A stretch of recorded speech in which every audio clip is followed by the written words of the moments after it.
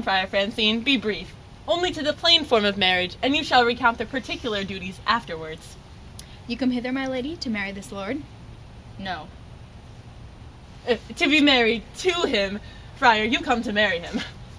Lord, you come hither to be married to this countess? I do.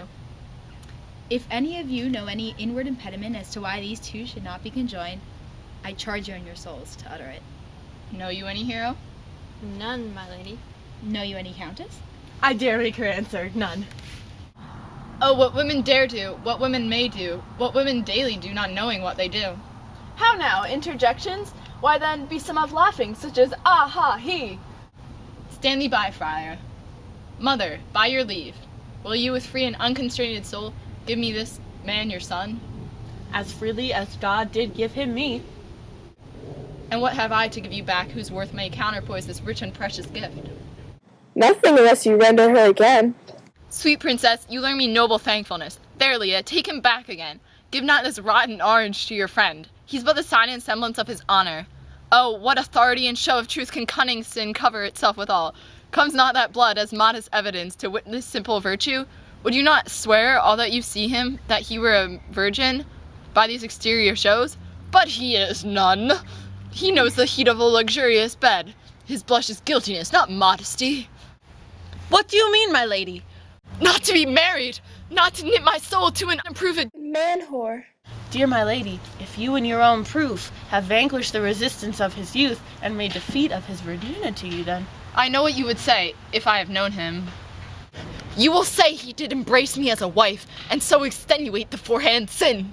No, Lady Leah, I never tempted him with word too large, but as a sister to his brother, showed bashful sincerity and comely love. And seemed I ever otherwise to you? Out on thee seeming, I will write against it. You seem to me as Dian in her orb, as chaste as is the bud ere it be blown. You are more intemperate in your blood than Venus, or those pampered animals that rage in savage sensuality. Is my lady well, doth she speak so wide? Sweet princess, why speak not you? What should I speak? I stand dishonored that have gone about to link my dear friend to a common stale. Are these things spoken, or do I but dream? Ma'am, they are spoken, and these things are true. This looks not like a nuptial. Oh, God. Lady Leo, stand I here? Is this the princess? Is this the princess's sister? Is this face hero's? Are our eyes our own?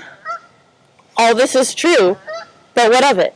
Let me but leave one question to your son, and by that motherly and kindly power that you have in him, bid him answer truly. I charge thee do so, as thou art my child. God, defend me. How am I beset? What kind of catechizing call you this? Is it not Hero? Who can blot that name with any just reproach? Marry that can Hero. Hero itself can blot out Hero's virtue. What woman was she that talked with you yesternight, out at your window betwixt 12 and 1? Now, if you are a man, answer to this. I talked with no woman at that hour, my lady. Why, then you are no man. Leia, I'm sorry you must hear.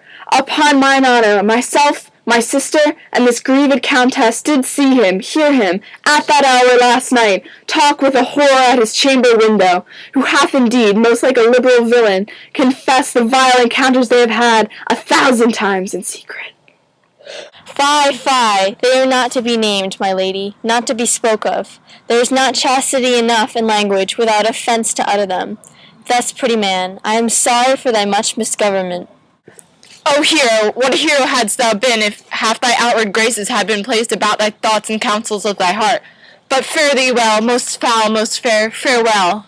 Thou pure impiety and impious purity, for thee I'll lock up all the gates of love, and on my eyelids shall conjecture hang, to turn all beauty into thoughts of harm, and never shall it be more gracious. Hath no man's dagger here a point for me? Ah! Why, how now, cousin? Wherefore sink you down? Come, Bernadette, let us go. These things come thus to light, smother her spirits up. How doth the Lord?